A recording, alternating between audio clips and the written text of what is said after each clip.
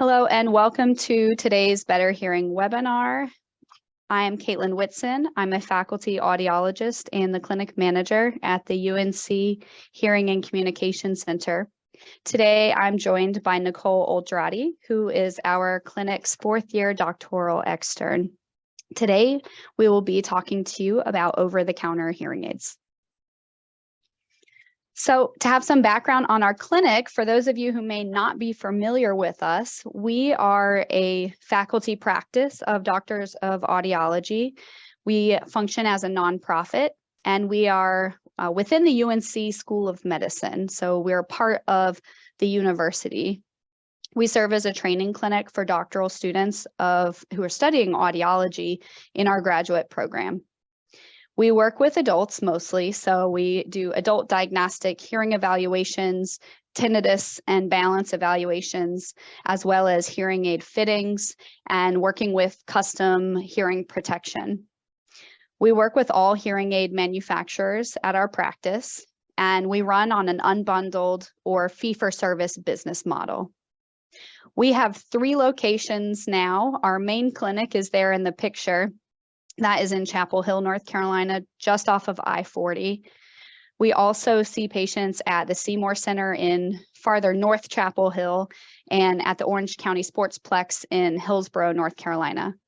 For appointments at any of our locations, you call the number or email the email address at the bottom of the screen there, and we'd be happy to schedule you at any of our locations. Please take a moment to subscribe to our YouTube channel. If you're watching this on YouTube, please like this video and hit subscribe. If you're watching this live right now, please jot down our YouTube address. That's youtube.com/@UNC HCC. We also have a Facebook page where we will share Better Hearing webinars and other videos as they're uploaded. And you can find that at facebook.com also /UNC-HCC. So today we're going to be talking about over-the-counter hearing aids, and these are some of the topics we will be discussing.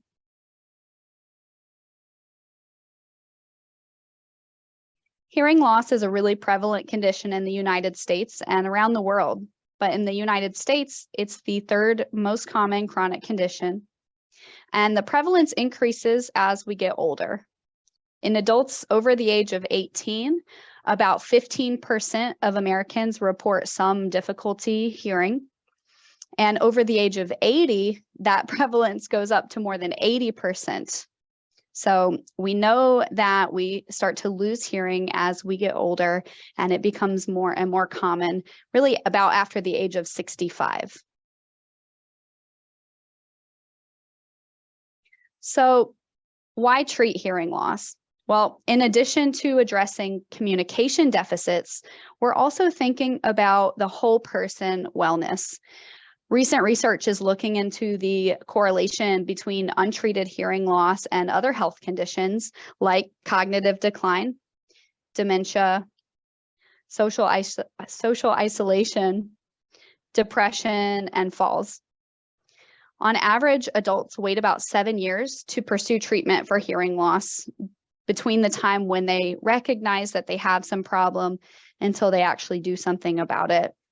And only about 20 to 30% of people who could benefit from wearing hearing aids actually pursue them. So that number is really low, and there are a lot of risk factors, not just related to communication deficits, but related to whole body wellness from leaving a hearing loss untreated. So when we're thinking about treating a hearing loss, how does it happen? Well, what is the process like for getting hearing aids currently? Someone notices difficulty hearing. They may talk to their primary care doctor about it first. The primary care physician will then order a hearing test, typically done with an audiologist. Hearing loss is then diagnosed by the audiologist, and if appropriate, hearing aids will be recommended. Of course, there may also be a medical cause for hearing loss, or the person may be a cochlear implant candidate, but today we're focusing on hearing aids as the recommended treatment plan. So then after that diagnosis and recommendation, that person will return for a consultation. Depending on the clinic, the consultation may happen in the same appointment, or it may be a separate appointment. Once the specific hearing aid model is recommended, then the person will return for a hearing aid fitting. After the initial fitting, there are typically 2 or 3 follow-up visits as the person is adapting to the use of the hearing aids. And those follow-up visits include educational counseling, both about hearing loss and about how to use the hearing aids and use communication strategies to supplement the hearing aids. Now, if you've seen my other webinars, you have heard me talk a lot about how much the provider matters in this equation with hearing aids, because the device itself does not fix a communication problem. A device is just something off a shelf, but it needs to be programmed for that person. And the only way to absolutely know how a device is programmed is by using a procedure called real ear measures. Real ear measures is done by putting a small probe microphone tube down in the ear canal, like you see in this gentleman in the picture. There's a little thin tube down in his ear. And we're able to read the sound coming from the hearing aid while it's in that person's ear. This is really important because the size and shape of someone's ear canal affects the sound they actually hear from the hearing aid. And so a hearing aid fitting of, and I'm still talking about traditional prescription-based hearing aids, a hearing aid fitting done without real ear measures is just guesswork. So it may be an educated guess, but you don't know unless it's measured. And so really how the device is programmed matters more than the actual device itself. So a provider during the time of a fitting period and the follow-up visits within about the first 6 weeks, the audiologist will also provide educational counseling to explain the hearing loss, set goals for the hearing aids, and develop realistic expectations. As audiologists, we also provide what's called oral rehabilitation to help support both the listener and their communication partners in a variety of listening environments. So the oral rehabilitation aspect is kind of what we're doing right now. It's a discussion. Sometimes it's group-based, sometimes it's one-on-one in your appointment of how to best use your hearing aids. And then, of course, there's the long-term support. So audiologists will provide long-term service even after the original manufacturer warranty expires. And most warranties are 2 to 3 years. Most of my patients are keeping their hearing aids about 5 to 7 years. So there's a long window of time there where hearing aids need to be cleaned and maintained and sometimes repaired. So the provider is really important, but we're not here to talk about that just yet. With that said, there are a lot of issues with our current service delivery model with hearing aids. If you look at this breakdown of all the steps, it's a lot of steps to get through. Hearing aids are not very accessible right now to everyone, and that's a big problem. And it's one thing that at the UNC Hearing and Communication Center, we're really passionate about affordability and accessibility, and there are problems with the current model. So it's a lot of steps. And whether it be just you don't want to wear hearing aids, or they're too expensive, or there's a stigma, or it's just inconvenient with your day-to-day life, a lot of time passes between recognizing that there's a hearing loss and actually being fitted with hearing aids. And as I mentioned before, that's about 7 years for the average adult. So then we start to think about over-the-counter hearing aids that are coming out now, and they really fill a deficit in our current service delivery model. So there are some goals that we want to accomplish with over-the-counter devices. So we want the over-the-counter hearing aids to increase access to hearing aids by making them direct to consumer. There's no middleman price markup, so we hope that makes them a lot cheaper than traditional hearing aids. So with the online or in-store purchasing, that is what's making them more accessible. Another aspect about them is that these devices are going to be appropriate for people who may not quite be ready for traditional prescription-based hearing aids. And that means we're starting to treat hearing loss earlier in people who may not have gone forward with the hearing aids just yet on the traditional model. With the OTC devices, we also want to make sure that they are safe and they're not too loud and damaging people's hearing, and that they're also effective in the treatment of hearing loss in adults. So they need to be loud enough to be audible so that you're actually getting good use out of them.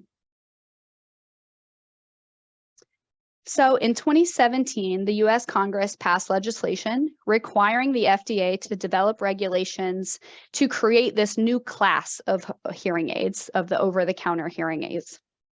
So this past August, the FDA published those guidelines, and in October, those guidelines went into effect. So the over-the-counter hearing aids are meant for adults with perceived mild to moderate hearing loss. They're not intended for people who have greater than a moderate hearing loss. They're not intended for children. They don't require a hearing evaluation, so it makes it more accessible because you don't have to go see someone before you get it.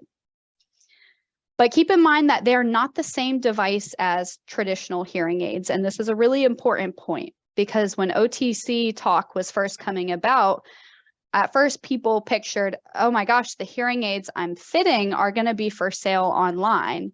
And it's not quite the case. So they are a different type of device. They're not tuned frequency by frequency like prescription-based hearing aids are.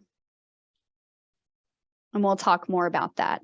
So when we're thinking about the service delivery model of over-the-counter hearing aids versus our traditional model with fitting hearing aids, we want people to be satisfied users of their hearing aids. We want them to be getting the benefit that they're supposed to get from them.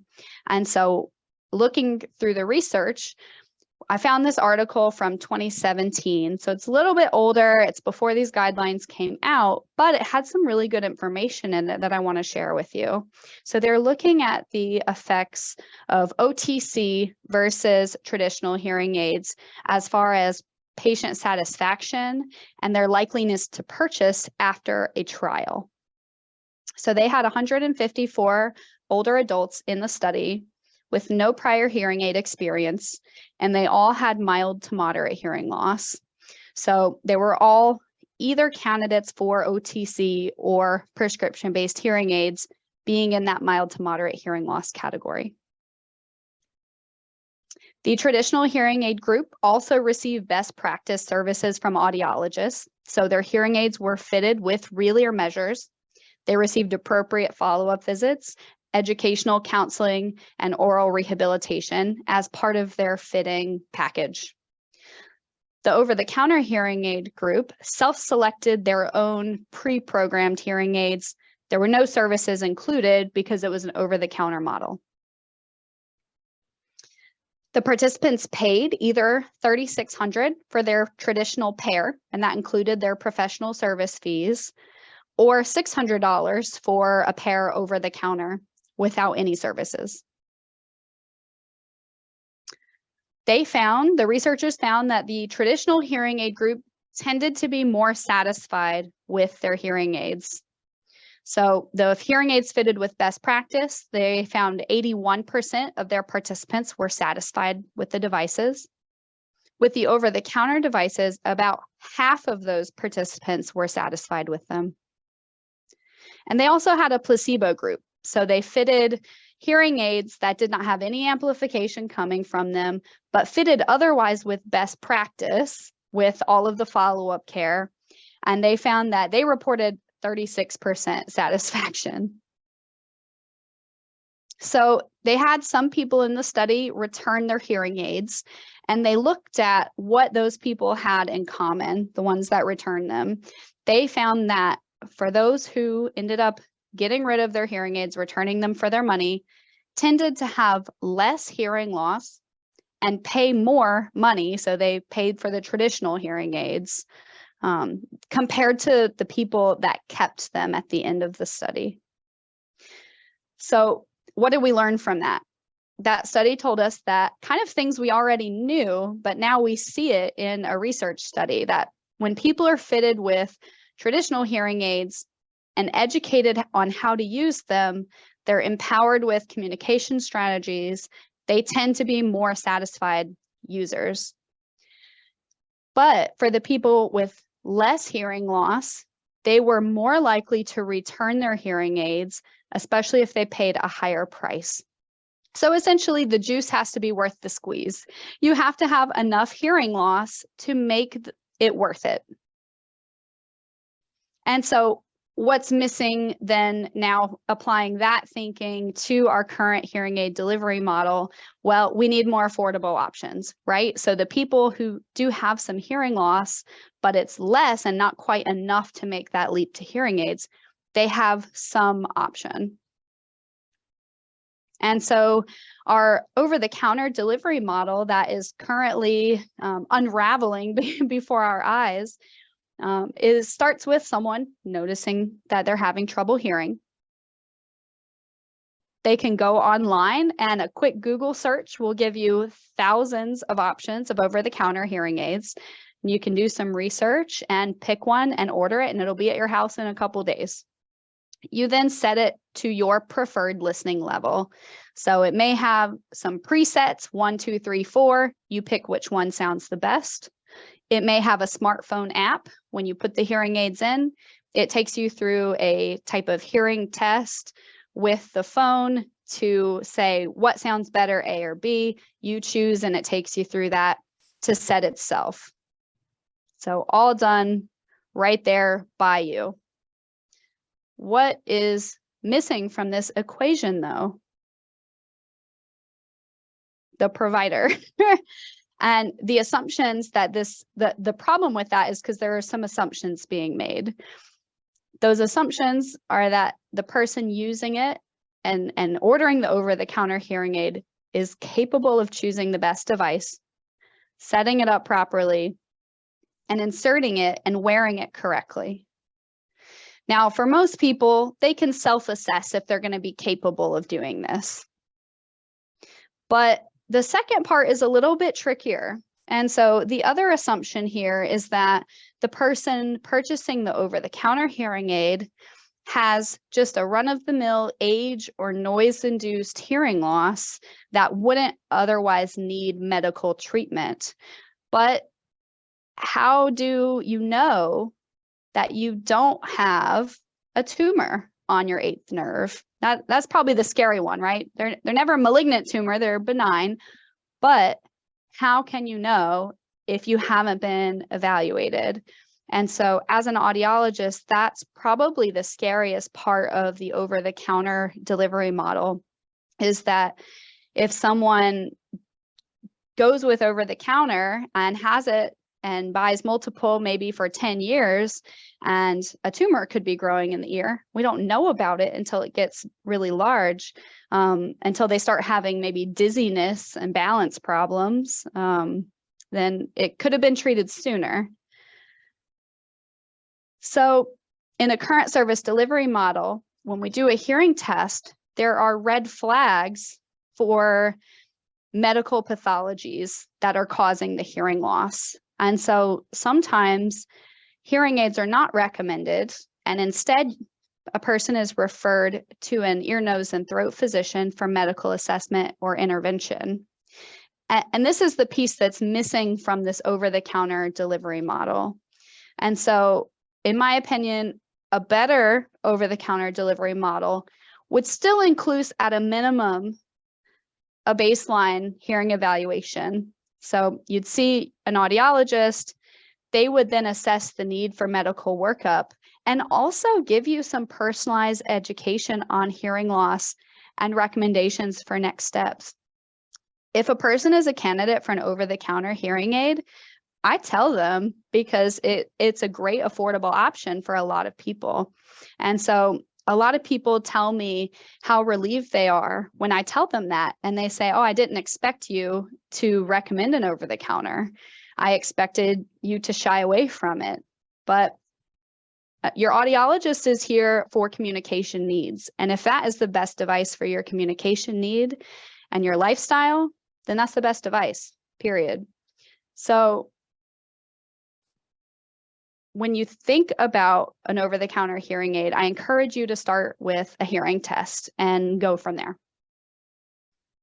So with that, I'm going to pass it over to Nicole so that she can continue on with our webinar.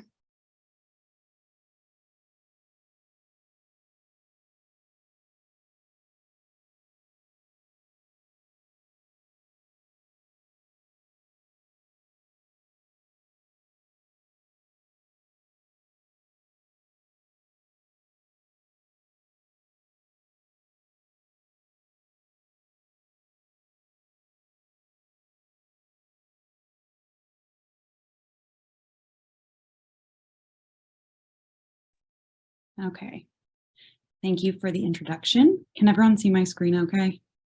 Perfect. So now we're going to start talking about over-the-counter devices a little more specifically.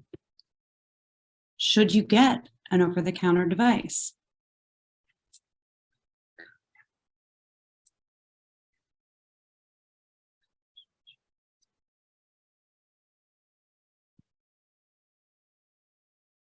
So there are different types of hearing devices out on the market right now, and I just want to go over them a little bit. The first one is called a PSAP, or better known as a personal sound amplification product. These have been out for many years, and they're not regulated by the FDA. So they're not really intended to treat hearing loss, more so be an amplification model where you can increase or decrease the volume as needed. And they're currently in drugstores or online. And then we have the over-the-counter devices, which have been compared to readers at the drugstore, where you don't think your hearing is bad enough to go see a doctor. Just like readers, you don't think your eyes are bad enough, but you need a little help. So we like to call them maybe a starter hearing aid. And like Dr. Whitson was talking about, these have been regulated by the FDA as of 2022. And they're to help treatment for hearing loss in adults only. Now, they're not as compatible and capable as a prescription hearing aid in the fact of modifying volume and programming. You might be a little more limited depending on the over-the-counter device that you choose. Like she was talking about, you might have an app that helps you set it up, or you have a couple presets that you can choose which one sounds better. And then we talk about prescription hearing aids that are usually dispensed by an audiologist or maybe a hearing aid dealer, and they're fit frequency by frequency, making sure the proper amount of amplification is being put at every frequency based on your hearing loss. And those types of hearing aids are appropriate for children and adults and for any type of hearing loss and any severity. So where do you buy over-the-counter devices? Local pharmacies like CVS or Walgreens will have them, or even larger retail stores like Best Buy or Walmart. And of course, you can find them online with a quick Google search.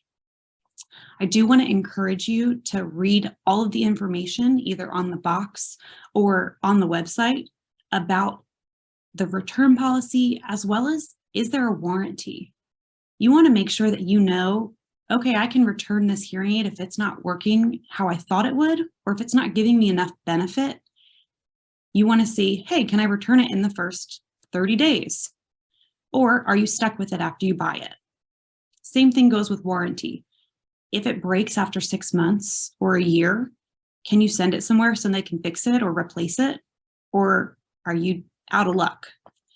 So it's things like that that you need to make sure you're reading all of the information and becoming an informed consumer to know if it's best for you. So some considerations.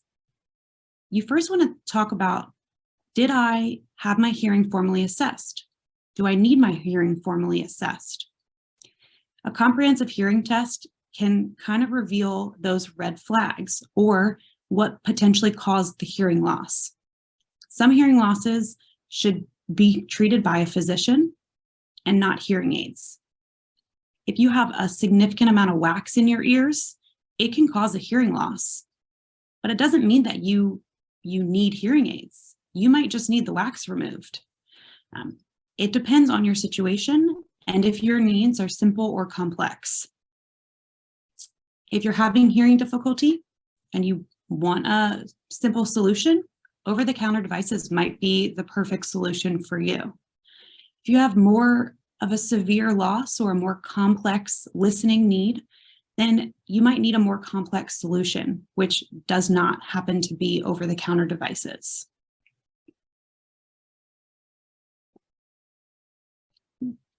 So I want to talk about when over-the-counter devices are not appropriate. There are certain situations where an over-the-counter device is not the way to go, and it's what's listed here. If you have sudden hearing loss in one or both of your ears, or you only have hearing loss in one ear, that puts you into a more complex environment, a more complex situation. If you have vertigo or dizziness or any kind of drainage in your ears, if you frequently get ear infections or your hearing loss fluctuates depending on the day or how you're feeling or anything like that, there's pressure or fullness or pain in your ears, instead of thinking about an over-the-counter device, you really should see a physician to see if there's medical intervention that can be done for any and all of these symptoms. And like it was stated earlier, and will be stated probably again, over-the-counter devices have been approved by the FDA for adults only. They are not appropriate for children.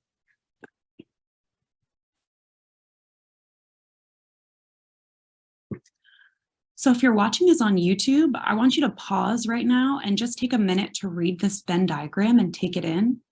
And anyone watching live, we're going to put all of the slides in the chat box at the end so you can save it and take the time to really read and register this Venn diagram. But the main point is trying to figure out if you fall into the category of prescription hearing aids or over-the-counter hearing aids, or maybe you're both. Because although there are people who are very much a candidate for over-the-counter devices or very much a candidate for prescription devices, there are a handful of people who are a candidate for both. And those are the people who have to do their research and gather as much information as they can to decide, well, which one fits best for me.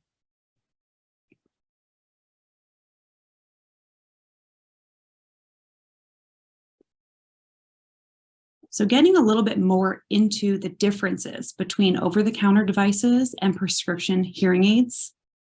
When we look at over-the-counter devices, you do a quick Google search and they can range anywhere from $200 to about $2,500. And we're seeing an average about $1,000. This seems to be the average on an over-the-counter hearing aid. And with them, you don't get any services. You purchase the device, you set it up, you fit yourself, and you make the adjustments that you might need by yourself. There's no follow-up care or any kind of training or orientation that happens with a professional to get you set up in hearing. The features of the over-the-counter devices can also vary, where you might have some volume control or an app so you can change your presets or your programs, but it depends on the type of over-the-counter device that you purchase. When we look at hearing aids and prescription hearing aids, there's a wide range of costs from cheap to expensive. When we look at more affordable options, the affordable prescription hearing aids can range between about $950 to $1,200. And with prescription hearing aids, a doctor of audiology usually fits programs and also verifies the output of the hearing aid, depending on the prescription for that person. You'll get personalized counseling, oral rehabilitation, and some follow-up appointments for the first month or 6 weeks. And a prescription hearing aid is a lot more complex than an over-the-counter device. It has digital sound processing, noise reduction, You have controls on the hearing aids, as well as some of them have app controls for volume and program adjustments. And prescription hearing aids are appropriate for all hearing losses and all severities.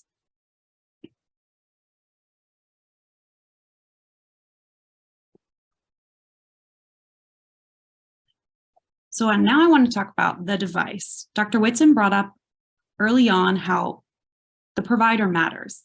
The device is just a device, and it's more about how the device is being programmed. That's the most important part. Any old person can put a hearing aid on someone's ear. It's how that hearing aid was programmed and if it's appropriate for the patient. We are very familiar with real ear verification and real ear measures if you've watched the webinars, and this is the only way to really know if a hearing aid is set appropriately. Like Dr. Whitson said, it's a guessing game unless you get those measurements.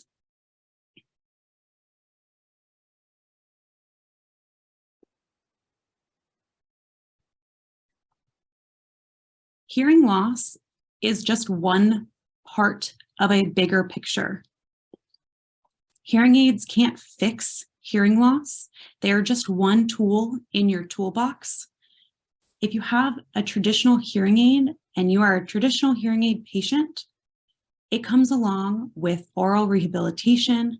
It comes along with communication strategies and how to clean and maintain your hearing aids. You learn a lot more than just putting the hearing aids on your ears and being able to hear again. You get educated and you have someone with you step by step through this therapy process, because that's what it is. It's not like glasses where you put the glasses on and you can see again. You're not going to put your hearing aids on and automatically be able to hear everything you heard when you were 16 years old. It's a therapy process, and audiologists are there to walk you through that process. So the most important question to ask yourself when you're debating which type of hearing aid is appropriate for me, it's, are you a patient or are you a customer? Do you want to be a patient and have an audiologist walk through you step by step? Or are you a customer where you want to buy your product, put it on, do the small steps to get it set up, and go on your way?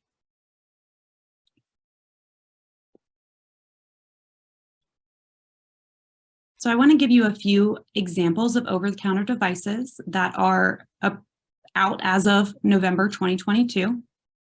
I'm not endorsing these specific products in any way. I just want to give examples so that you can see kind of what's out there right now on the market. So when you do a quick Google search, you get a whole bunch of different options, some ranging closer to that 200 mark and some ranging closer to that 2,500 mark.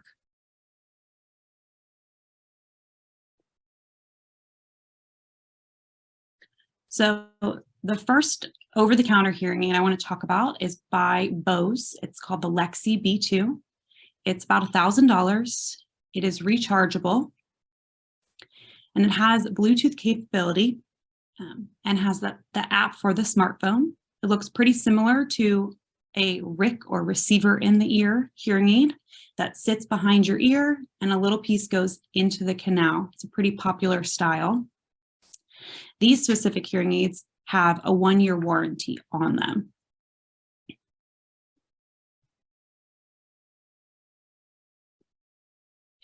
Another option is a device by Sony. These are smaller devices that go into your ear and slide all the way in. They're about $1,000 as well, and they have a teeny tiny battery that you would change every few days. The hearing aids would talk to each other, but they do not have any kind of Bluetooth capability in them. They have an app available for adjustments, and those little sleeves on them, those little rubber sleeves, can be removed and you can change it based on the size of your ear canal. There's one microphone on the hearing aid that will detect your surroundings.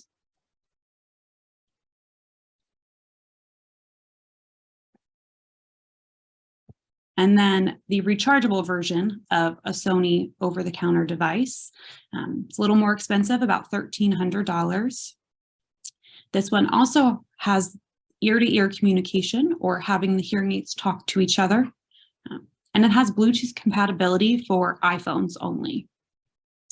Again, you have an app that you can use to make small adjustments, and those sleeves will come off and be interchangeable depending on the size of your ear. And this hearing aid has 2 microphones to help with directionality.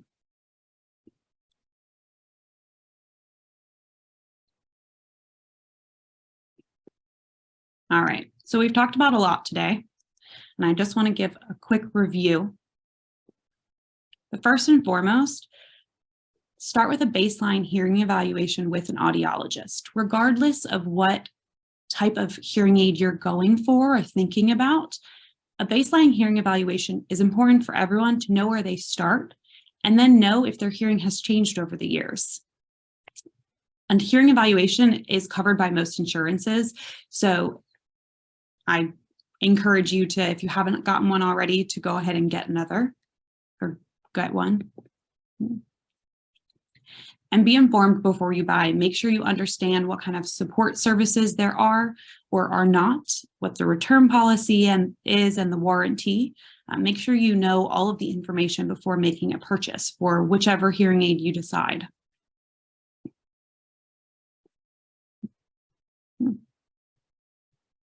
If you're an adult and you have mild to moderate hearing loss, an over-the-counter device might be just right for you.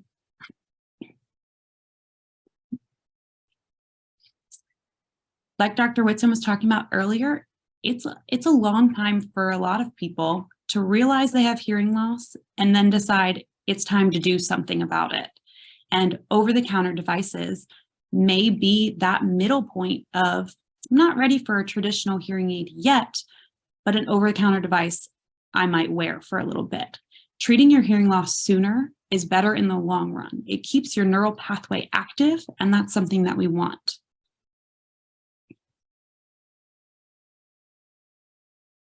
Over-the-counter hearing aids are increasingly accessible and affordable when you are looking at that service delivery model and you're looking at the prices. Though it's not exactly what we thought it was going to be, it is a nice shift between a traditional hearing aid and nothing. There's a nice middle point. If you're not getting the benefit that you thought you might be getting, don't be discouraged, because audiologists can still look at over-the-counter hearing aids. Although they might not be able to do the same thing as traditional hearing aids, I know we are happy to look at over-the-counter devices and assess and try and make them work as best as they can for you.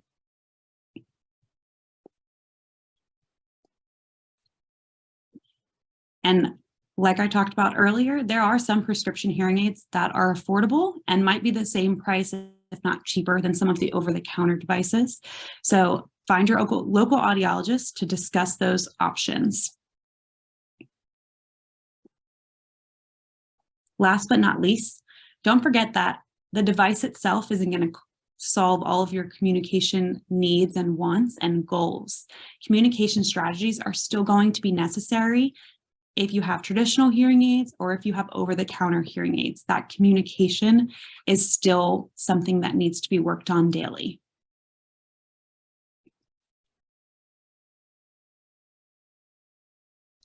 All right, and at this point, I'm going to end the recording for YouTube. So thank you for watching, and we'll see you next time.